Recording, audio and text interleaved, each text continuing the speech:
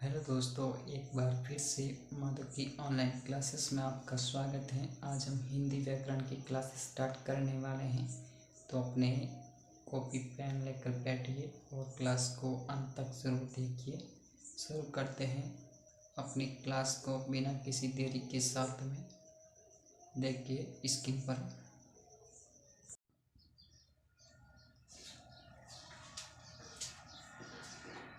देखो, हिंदी वर्णमाला टॉपिक की बात करते हैं तो हिंदी वर्णमाला में सबसे पहला हमें भाषा की ज़रूरत पड़ती है। और भाषा किसे कहते हैं, भाषा क्या है? देखो, भाषा भाष शब्द यानी भाष संस्कृत भाष धातु से बना हुआ है। जो भाषा शब्द है संस्कृत की भाष धातु से बना हुआ है, जिसका अर्थ होता है प्रकट करना। क्या अर्थ होता है? प्रकट करना। अब भाषा किसे कहते हैं? भाषा वह साधन है जिसके द्वारा मनुष्य अपने विचारों को दूसरों तक भली भांति प्रकट कर सकता है, उसे हम भाषा कहते हैं। भाषा के दो रूप होते हैं, एक मौखिक होता है, एक लिखित होता है। ध्यान रखिए। और भारतीय संविधान के अनुच्छेद 343(1) के अनुसार हिंदी भाषा को भारत की राजभाषा स्वीकार किया गया। इसके बाद में लिपि क्या होती है? भाषा को लिखने का अपना ढंग होता है। भाषा की ध्वनियों को जिन प्रतीक चिन्हों के द्वारा लिखा जाता है उसे लिपि कहा जाता है। संस्कृत, हिंदी, मराठी, नेपाली आदि भाषाओं की लिपि कौन सी है? देवनागरी। तो आपसे प्रश्न पूछा जा सकता है कि हिंदी भाषा की लिपि कौन सी है? तो देवनागरी। आपको याद रखना है। इसके बाद में आता है व्याकरण। किसी भाषा के वे नियम जिनके द्वारा हम शुद्ध बोलना, शुद्ध पढ़ना या शुद्ध लिखना जान सकते हैं, वो है व्याकरण। क्या कहलाता है? व्याकरण कहलाता है। और व्याकरण के मुख्य 3 अंग होते हैं, जिसमें पहला अंग वर्ण विचार, दूसरा अंग शब्द विचार और तीसरा अंग वाक्य विचार। अब देखते हैं अगले और क्या क्या वर्ण विचार के बारे में पढ़ते हैं। देखिए स्क्रीन पर।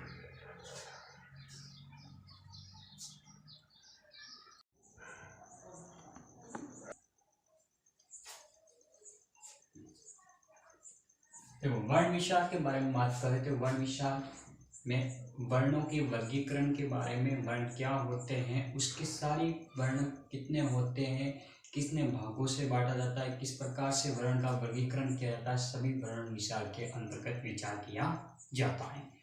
अब वर्ण क्या है? पहली बात, वर्ण क्या है? वर्ण भाषा की सबसे छोटी इकाई होती है। क्या होती है? भाषा की सबसे छोटी इकाई होती है। और भाषा की सबसे छोटी मौखिक इकाई उसे तो आपको याद रखना है ध्वनि। हिंदी में वर्णों की संख्या कितनी होती है? 44 होती है। और वर्णों को हम 2 भागों में बांट सकते हैं, जिसका नाम एक स्वर, दूसरा व्यंजन। स्वर की क्या परिभाषा होती है? भाषा की वे ध्वनियां जिनका स्वतंत्र उच्चारण होता है उसे स्वर कहते हैं। स्वर मुख्य रूप से 2 भेद होते हैं। स्वरों के मुख्य रूप से कितने भेद होते हैं? 2 होते हैं, एक ह्रस्व स्वर, एक लघु स्वर। ह्रस्व स्वर का दूसरा नाम लघु स्वर। एक होता है दीर्घ स्वर, जिसका दूसरा नाम गुरु स्वर कह सकते हैं। ह्रस्व स्वर किसे कहते हैं? वे स्वर जिनके उच्चारण में कम समय लगता हो उसे ह्रस्व स्वर कहते हैं। और दीर्घ स्वर वे स्वर जिनके उच्चारण में ह्रस्व स्वर से दुगना समय लगे उसे हम क्या कह सकते हैं? दीर्घ स्वर कहते हैं या गुरु स्वर कहते हैं। इसके बाद में बात करते हैं स्वरों की संख्या कितनी होती है? ह्रस्व स्वरों की 4 होती है। अ, ई, उ, री। अ, ई, उ, री 4 स्वर होते हैं। कौन से? ह्रस्व या लघु स्वर। दीर्घ स्वरों की संख्या 7 होती है। आ, ई, उ, ए, आई, ओ, औ। तो ये कितने हो गए? 7 हो गए। इसी प्रकार आगे हम बात करने वाले हैं कि स्वरों का वर्गीकरण किस प्रकार से किया जाता है। तो देखिए बोर्ड पे।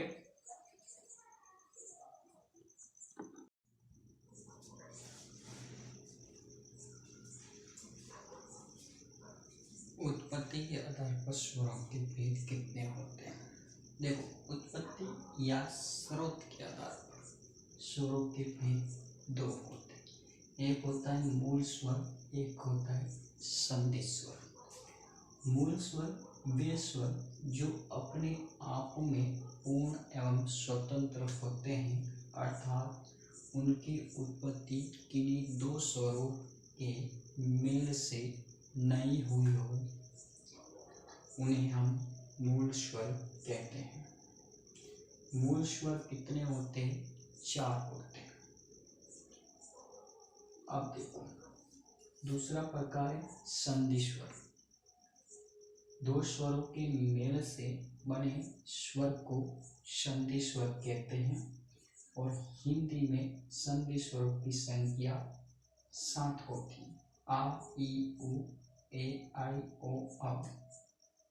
ये है संधि स्वर और इनसे शेष है वो है मूल स्वर।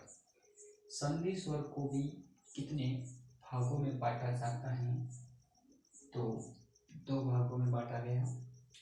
एक दीर्घ स्वर, दूसरा संयुक्त स्वर। दीर्घ स्वर किसे कहते हैं?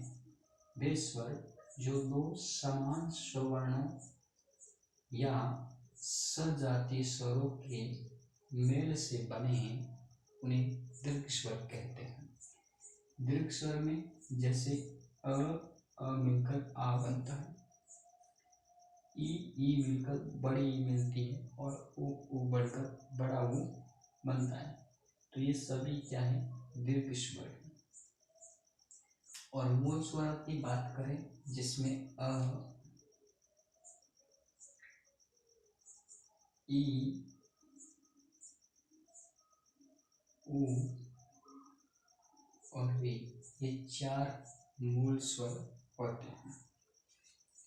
इसके बाद में संयुक्त स्वर वे स्वर जिनकी उत्पत्ति 2 अलग अलग स्वरों से हुई है, वो संयुक्त स्वर कहलाता है। जैसे देखो, अ और ई दोनों अलग अलग है, इसको विजातीय स्वर कहते हैं। जो अलग अलग होते हैं उसको विजातीय स्वर भी कहते हैं। और ई से ए का निर्माण होता है और आई से ए से आई का निर्माण होता है। अ और उ से ओ का निर्माण होता है और अ ओ से औ का निर्माण होता है। इस प्रकार से ये चारों स्वर संयुक्त स्वर कहलाते हैं। इसके बाद में आता है कालमान या उच्चारण के आधार पर या मात्रा के आधार पर स्वरों के भेद कितने होते हैं? 3 होते हैं, लघु स्वर, गुरु स्वर और प्लुत स्वर। लघु स्वर किसे कहते हैं? लघु स्वर का अन्य नाम ह्रस्व स्वर या एक मात्रिक स्वर, गुरु स्वर जिसको हम दीर्घ स्वर कहते हैं या द्विमात्रिक स्वर कहते हैं, और प्लुत स्वर ये इसका तीसरा प्रकार है। तो इस प्रकार से ये कालमान या उच्चारण के समय के आधार पर स्वरों के भेद का पूरा विस्तार से वर्णन हम दूसरी क्लास में पढ़ने वाले हैं। इतना सा आपको नोट करना है, स्वरों की उत्पत्ति के आधार पर कितने भेद होते हैं उसकी जानकारी इस क्लास में है। तो मिलते हैं नेक्स्ट क्लास में, तब तक के लिए धन्यवाद। वीडियो को शेयर, लाइक और चैनल को सब्सक्राइब जरूर करें।